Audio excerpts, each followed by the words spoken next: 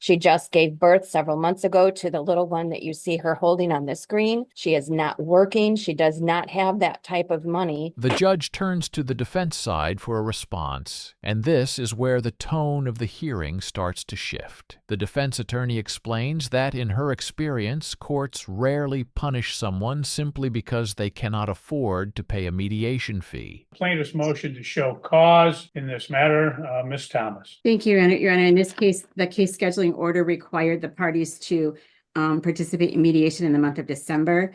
And as it shows on the Register of Actions, mediation was canceled by Mr. Brundage because the defendant did not, in fact, pay mediation fees prior to the mediation. She is in violation of the order of this court, causing failure to move forward with this case. And so we were asking that we could enter a default and then just simply proceed. There still has to be a ROPA hearing in this particular matter, which it could have been done a long time ago, but it still does need to be done. And then we could bring this to a conclusion. Okay. Ms. Canfield, what's your response?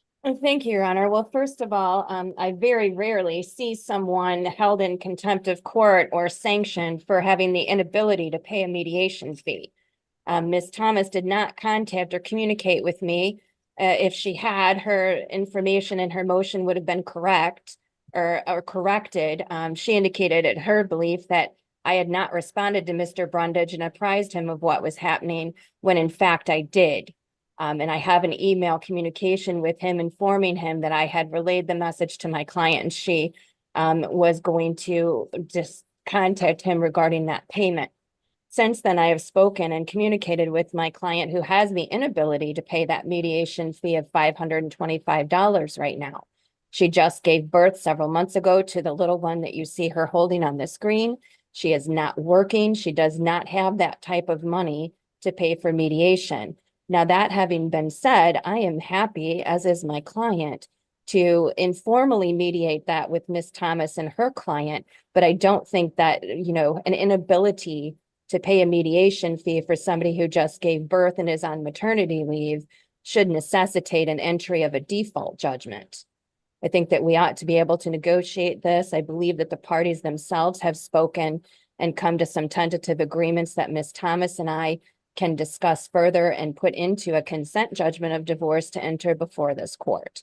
And I would ask that the court deny the motion and allow us to continue to negotiate to resolve this matter. What's happening with regard to the ROPA action? Typically, the person that has the child that is not of the marriage is the one that brings that ROPA action, and it has not been brought by Ms. Canfield. My understanding is that when we were at the scheduling conference, well, it was actually at the first motion hearing, and another person from Ms. Canfield's office was in attendance. It was my understanding if they were going to be bringing that action, but I've heard nothing from Ms. Canfield since that. Well, and she wasn't here that day. I've heard nothing from her on this case at all.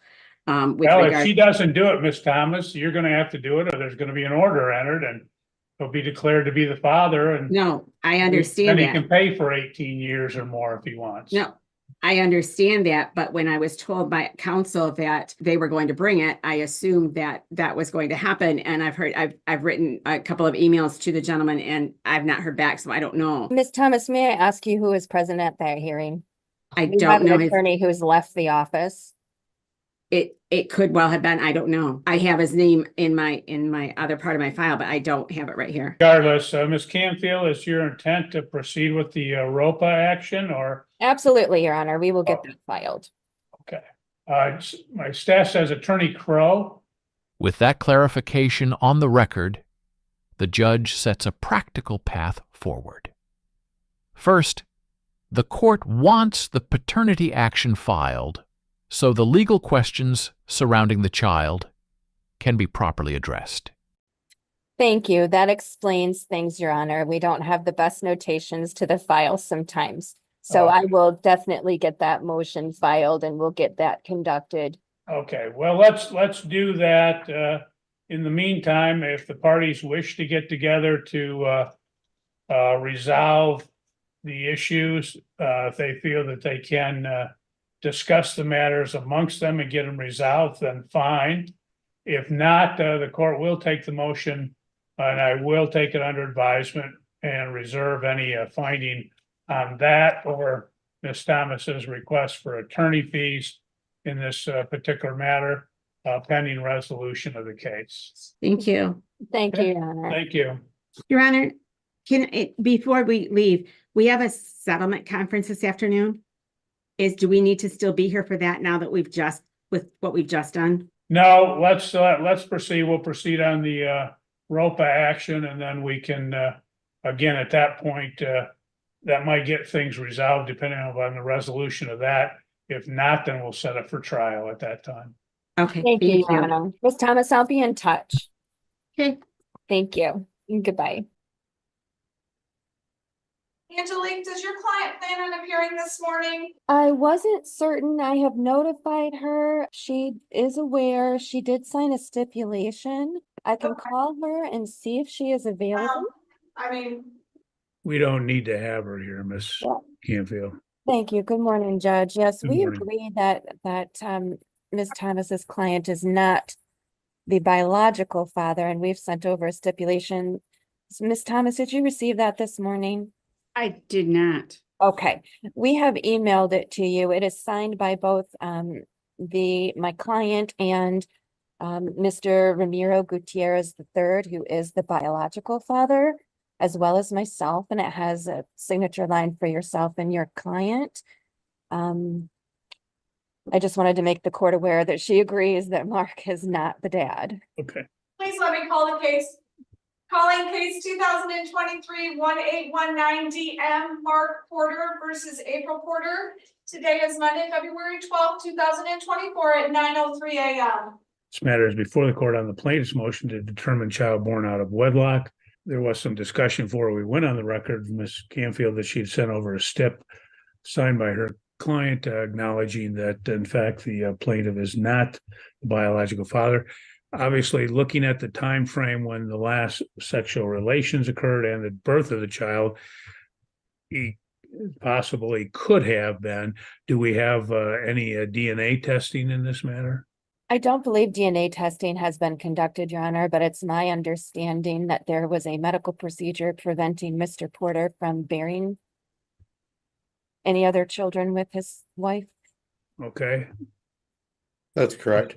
Yes, okay. Well, understand that, but let's state in those instances, medical procedures are not always accurate. So the court is going to order that there be some DNA testing done.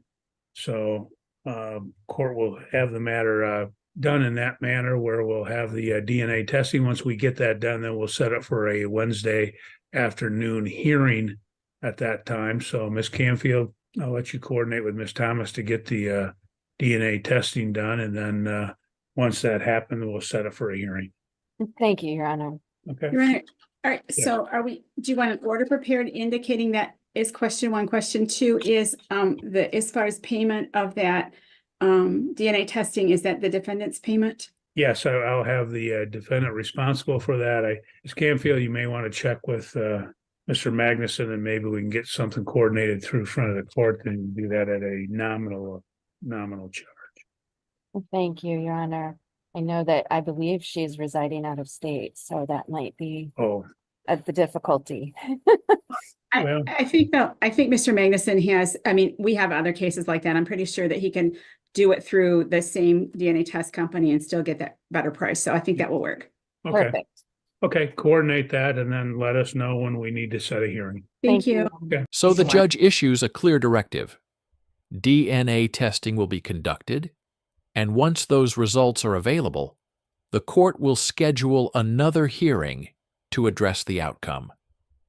The attorneys briefly discuss logistics, including the complication that one of the individuals involved may be living out of state. With that plan in place, the court concludes the hearing, leaving the final determination of paternity to the upcoming DNA results.